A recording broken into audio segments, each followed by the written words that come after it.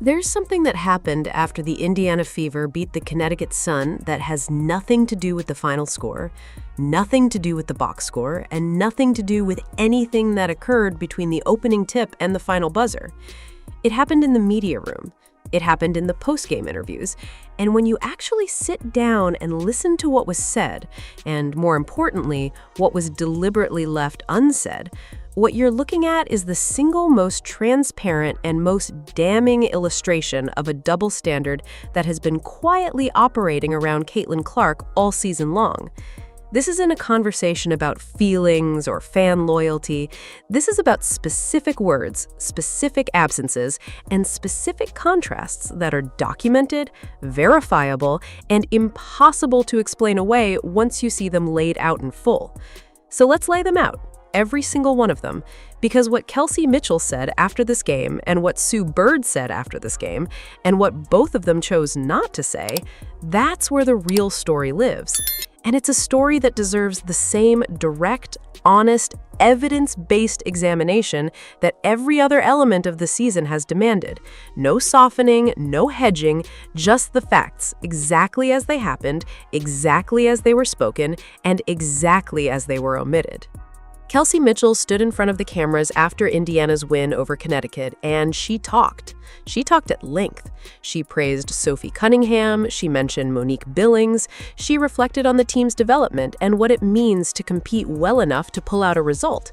She talked about the 11-0 run Cunningham went on to close the game and why moments like that matter for this group. She talked about the pieces Indiana has, about discipline, about gut checking, about not letting teams back into games. It was a full, extended, thoughtful postgame session, and she used every second of the platform she had. She did not say Caitlin Clark's name. Not once. Not a single syllable. Let that sit there for a moment before anything else gets added to it, because that specific and documented absence carries its own analytical weight that needs to be felt before it gets explained. Kelsey Mitchell had a complete post-game platform following a game in which Caitlin Clark scored 25 points and generated 5 official assists, a number we'll get back to because the actual number is significantly higher than that. Mitchell used that platform to acknowledge virtually every meaningful contributor to the game's result. And the one player whose production was the primary reason Indiana was standing in a winning locker room at all, the one player without whom this entire postgame discussion doesn't exist in the win column, never had her name cross Mitchell's lips. This is not the first time something like this has happened. It is not an isolated moment of forgetfulness or a casual oversight in the rush of post-game emotion.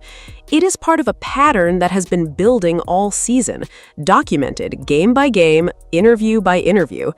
But the Connecticut postgame is the most extended, the most specific, and the most transparent expression of that pattern the season has yet produced, because the platform was full. The acknowledgments were extensive, and the omission was total.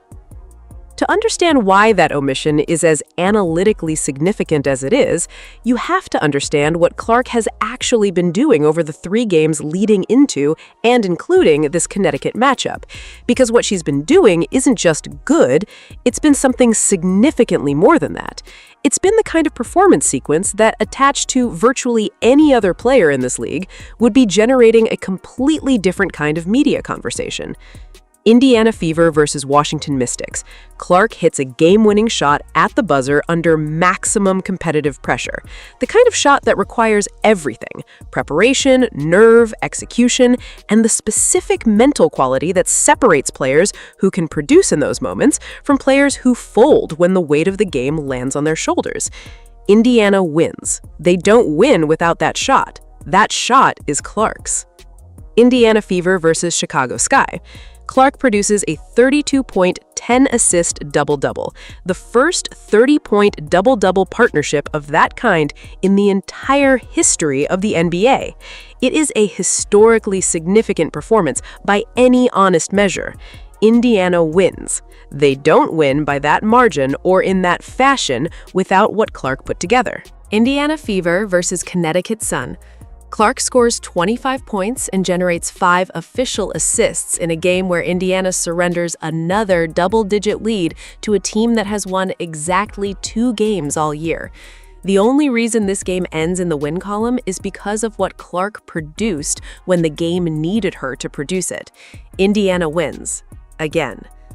3 consecutive games, 3 consecutive double-digit lead surrenders against 3 teams with losing records, 3 consecutive wins, and in all 3, there is one common denominator sitting at the center of each result.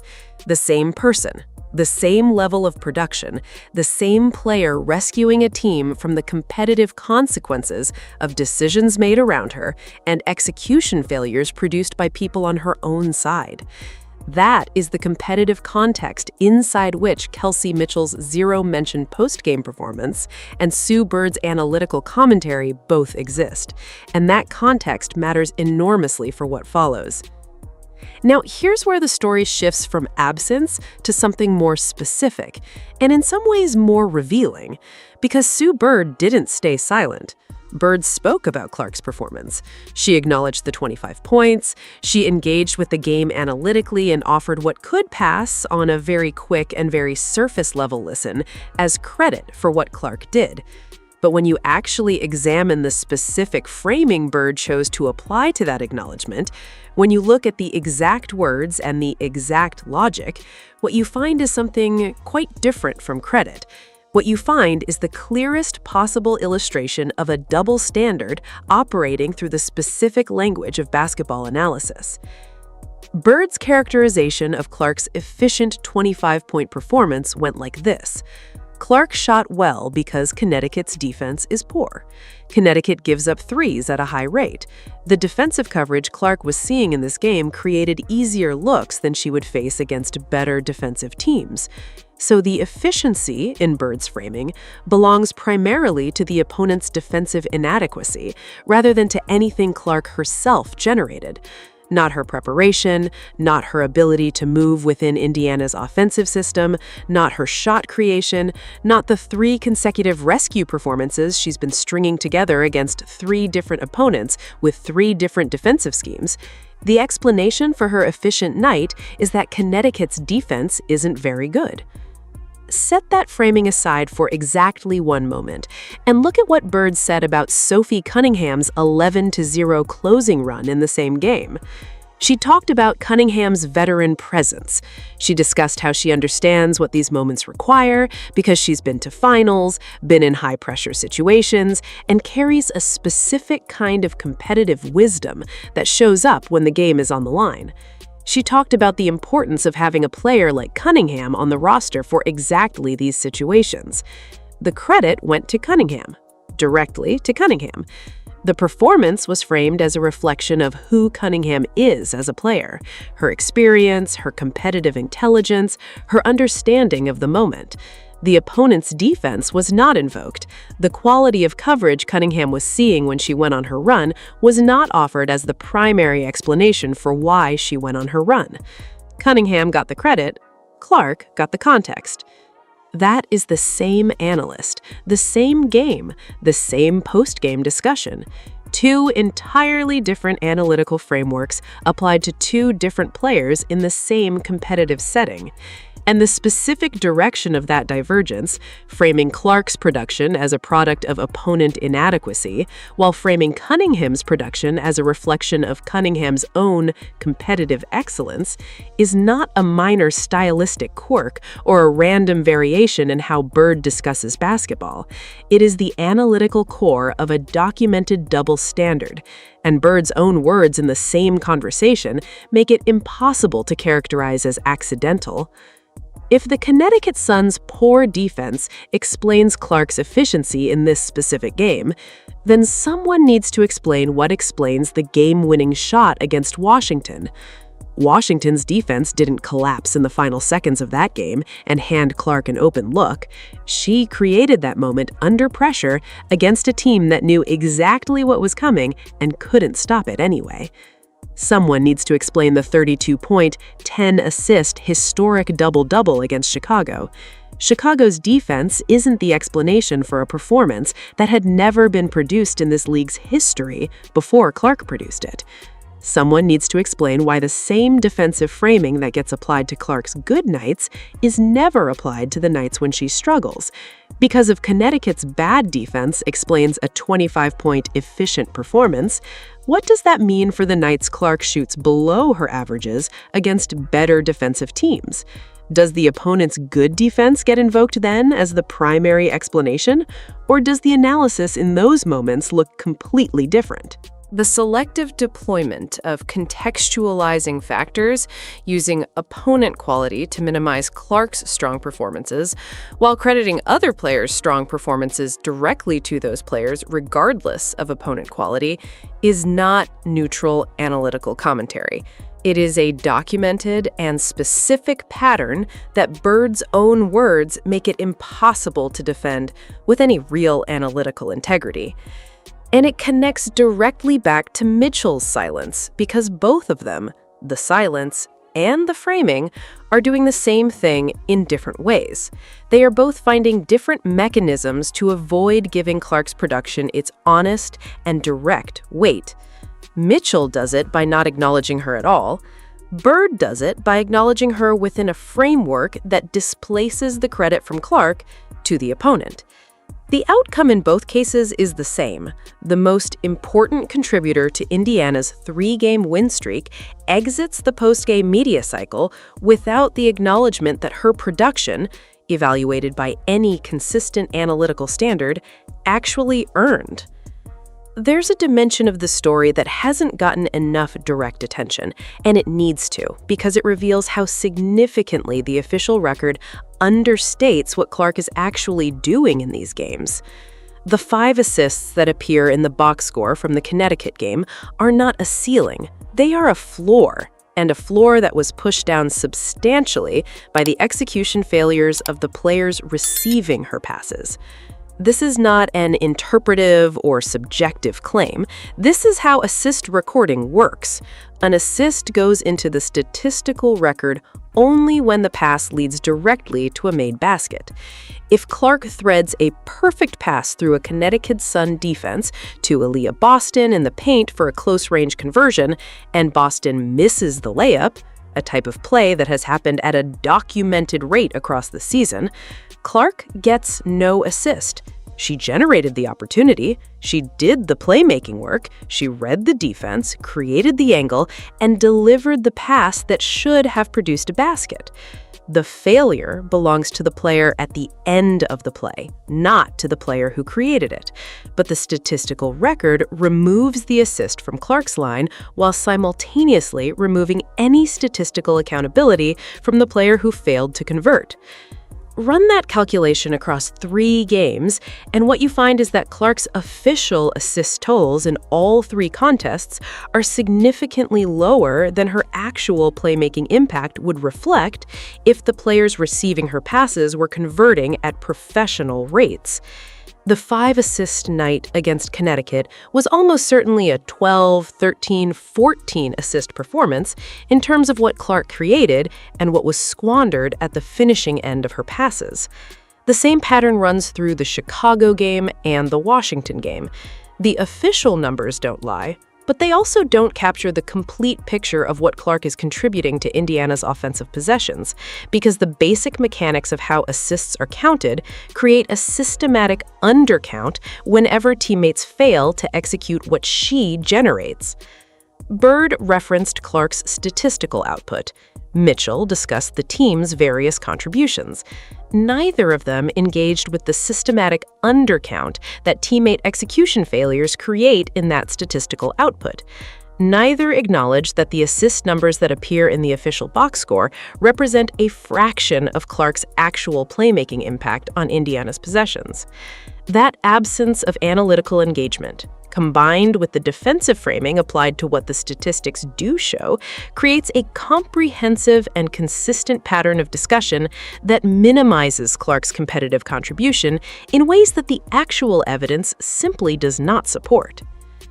What makes this season's pattern so analytically striking is how consistent the mechanism is regardless of who's applying it or what specific situation they're discussing.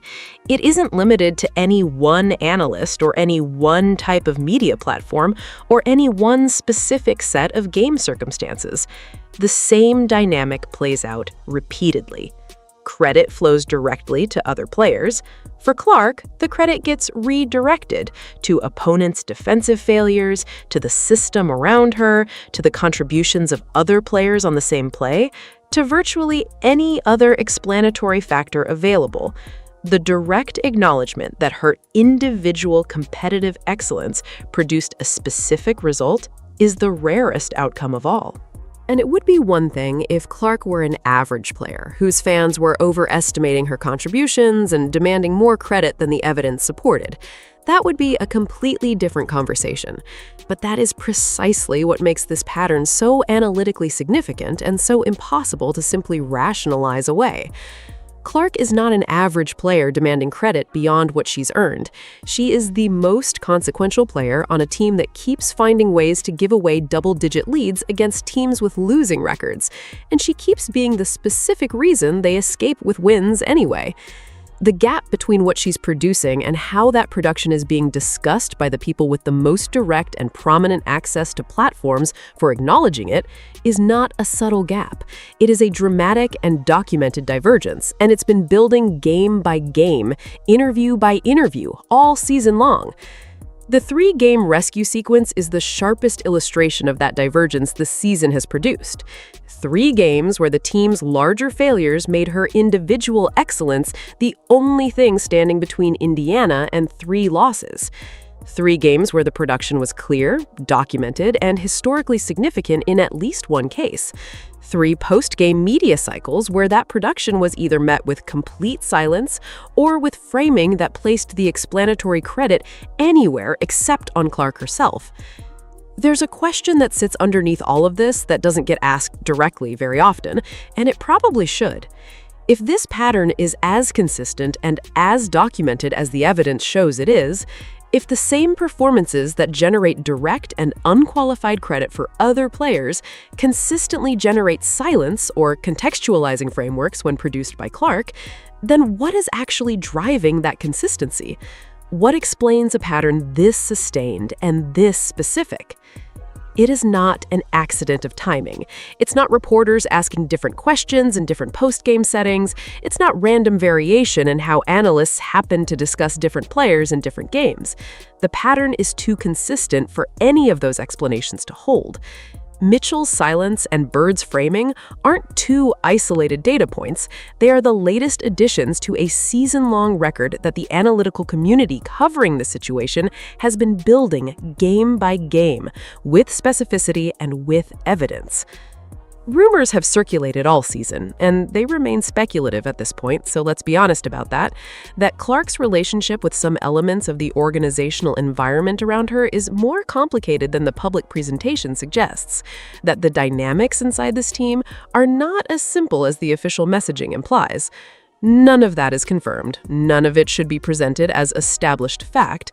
But when you look at the post-game media pattern, when you see the specific choices being made about who gets credited and who gets contextualized and who gets zero acknowledgement in a post-game discussion about a game they essentially won by themselves, it becomes harder to dismiss the questions those rumors raise as simply not worth engaging with honestly. What's documented isn't speculation. What's documented is Mitchell's zero mention. What's documented is Bird's differential framing applied to Clark and Cunningham in the same game on the same night through the same analysis. What's documented is a 3-game rescue sequence that produced a historically significant performance in Chicago and a buzzer-winning shot in Washington and 25 efficient points in Connecticut, and a post-game media environment that collectively managed to discuss all of it while largely looking past the player doing it. Here's what the complete picture of this season's most analytically significant week actually looks like when you assemble all of the specific pieces into a single frame. Clark hits a game winner under pressure. Clark produces the first 30-point double-double in league history. Clark scores 25 efficient points while generating a playmaking impact that the official statistics dramatically undercount due to teammate execution failures. In all 3 games, Indiana surrendered double-digit leads against teams with losing records. In all 3 games, Clark was the reason the final result belonged in the win column rather than the loss column. And following all 3 of those performances, the people with the most direct and prominent platforms for acknowledging what she produced responded with either her name not appearing at all or with analytical frameworks that redirected the credit from Clark to the teams she was playing against. That is not a summary that requires interpretive generosity or fan-motivated spin to produce. That is the specific, documented, evidence-grounded reality of what happened and how it was discussed. And the contrast between those 2 things, between what actually happened on the court and what was said about it by the people best positioned to acknowledge it, is the most revealing analytical story this week's post-game coverage generated. Every element of this discussion is grounded in specific, verifiable, public statements made by specific people in specific settings. Mitchell's post-game interview exists. Bird's commentary exists. The box scores exist. The assist mechanics that create systematic undercounts when teammates miss conversions exist. None of this is constructed. None of it is inferred beyond what the evidence directly supports. The double standard isn't theoretical. It's sitting right there in the public record, documented in the specific words people chose to use and the specific words they chose not to use. And so here is where everything lands when you pull all of it together. Caitlin Clark rescued the Indiana Fever for the 3rd consecutive game. She did it against teams that barely won 2 games combined. She did it in conditions that her own coaching staff and teammates helped create by surrendering massive leads that shouldn't have been surrendered. She did it while generating a playmaking contribution that the official statistics represent as 5 assists, and the actual competitive reality of those possessions represents something significantly greater. She did it at a level of sustained individual excellence that, attached to any other player in this league, would be the dominant narrative of the week, the month, and arguably the season to this point. And the people standing in the same room with her after the game, with cameras and microphones and full platforms for acknowledging what she did, they looked at what she produced, and one of them didn't say her name at all, and the other one explained away her efficiency by pointing to the other team's defense. What you do with that information depends on who you are and what you've been watching this season. But what you can't do anymore, with the specific evidence that now exists in the public record, is pretend that this is a pattern that doesn't exist. It exists. It's documented. It's consistent. It spans games and analysts and interview settings and the full sweep of what has become the most analytically significant and most discussed individual story in women's basketball this season. Clark keeps producing. The season keeps generating new evidence, and the honest accounting of both, what she's putting on the floor, and how it's being acknowledged by the people most positioned to acknowledge it, is the conversation that this specific moment in this specific season demands. No softening, no looking away, just the pattern, exactly as it exists, exactly as the evidence shows it, exactly as it will continue to be documented game by game for as long as it continues to operate. Because the evidence isn't going anywhere. And neither is the production that keeps making it impossible to avoid.